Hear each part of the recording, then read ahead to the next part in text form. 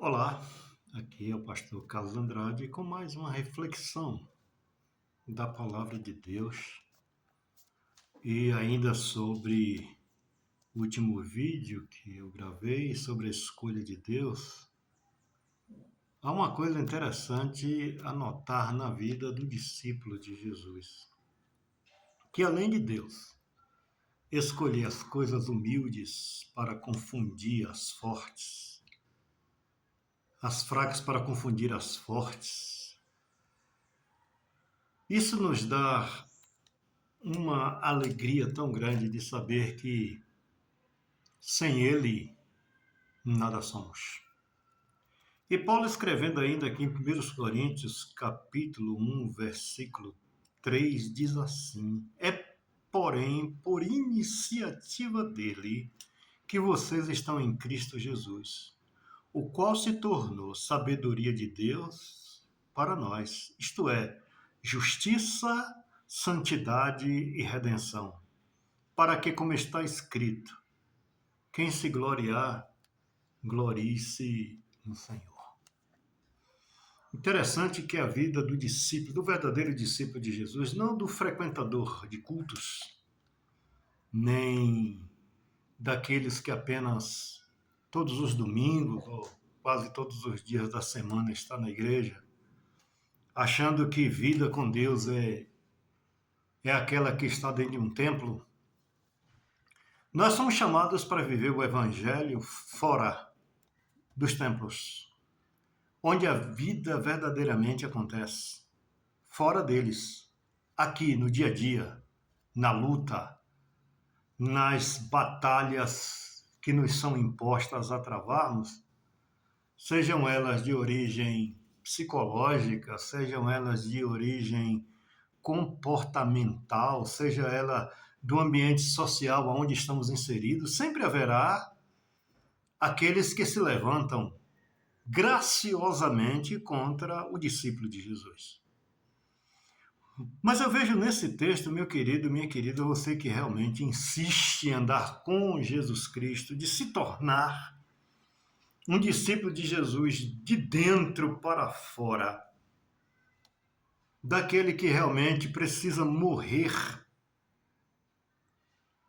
para que nasça o verdadeiro discípulo de Jesus. É necessário a gente entender que a nossa capacitação de nos tornarmos discípulos verdadeiros de Jesus é zero.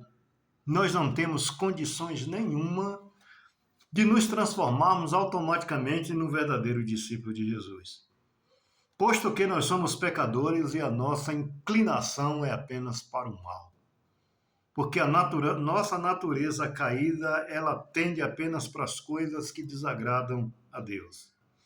E Paulo, nesse texto, para essa igreja de Corinto, uma igreja tão dividida, uma igreja cheia de conceitos e preconceitos, ele chega já no capítulo dizendo que a nossa salvação é iniciativa de Deus. A nossa chamada é iniciativa dele.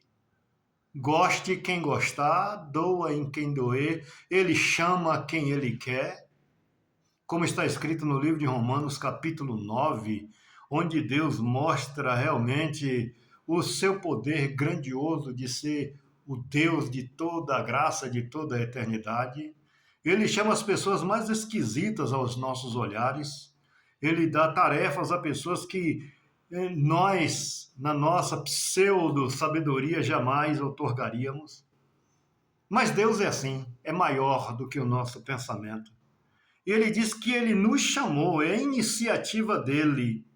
E nós o amamos porque ele nos amou primeiro. Foi ele, não nós, que nos fez povo seu e ovelhas do seu pasto. O que resta para o discípulo é ter consciência desse chamado. Que quando Deus nos chama, ele coloca dentro de nós o seu espírito. O Espírito Santo passa a conduzir, a partir de então, desse chamado de Deus, a vida do discípulo. E ela vai passando por essa metamorfose, por essa mudança, por essa metanoia que Deus vai aplicando na vida do ser humano, transformando-a no momento para que a pessoa se torne exatamente como ele quer. Isso é um processo. Isso não é imediatismo, é um processo que Deus vai trabalhando na nossa alma, visto que o apóstolo diz aqui que esse chamado é para a justiça. Justiça de quem? De Deus. A santidade de quem? De Deus. E a redenção é dele que vem em nós. Esse processo de justiça e santidade é algo de Deus. Não por nossos merecimentos, porque nós merecemos mesmo a destruição total por causa do pecado.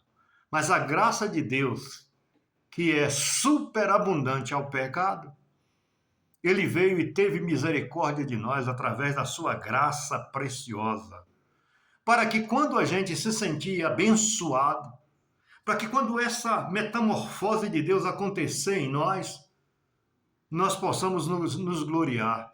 E Paulo diz, se você alcançou alguma bênção, querido, se você estava enfermo e agora está curado, se você estava passando por uma situação difícil e o problema foi resolvido, ele diz o seguinte agora, se você quiser gloriar-se, glorie-se no Senhor.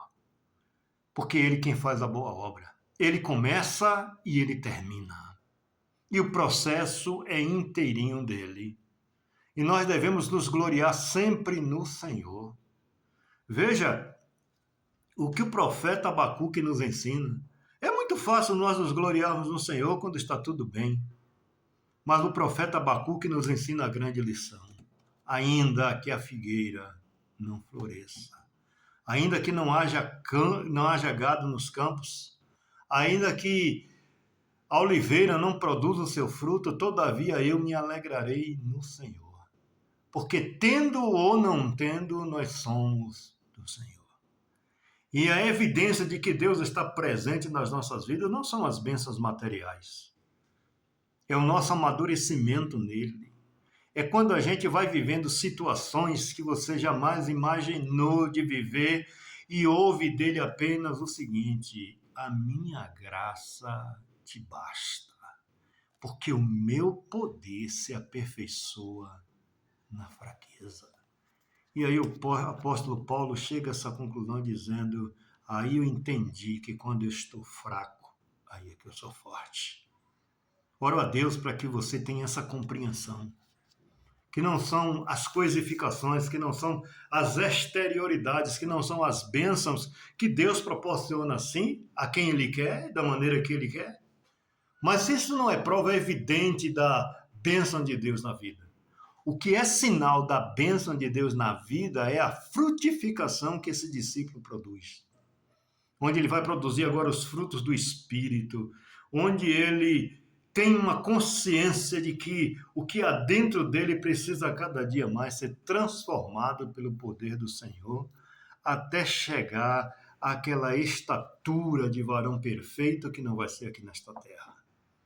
Que você tenha consciência de viver onde quer que você esteja, seja o local aonde você está enfrentando as suas dificuldades, exatamente aí, onde a frutificação, a diferença da presença de Deus vai estar em você. Porque você se parecerá realmente com o Filho de Deus quando você entender que tudo que você tem, que todas as bênçãos de Deus para você, vem dele, no momento dele, e que não há nada que aconteça com você que não venha tendo a permissão de Deus. Ora, e se ele permite as coisas acontecerem, ele mesmo dará a sua graça do escape. Ora, Deus, para que você tenha essa consciência, essa compreensão e entender que tudo está nas mãos do Senhor. E se alguma glória há, e se alguma vitória há para se contar, querido, não esqueça. Se alguém tiver que gloriar-se, glorie-se no Senhor. Amém.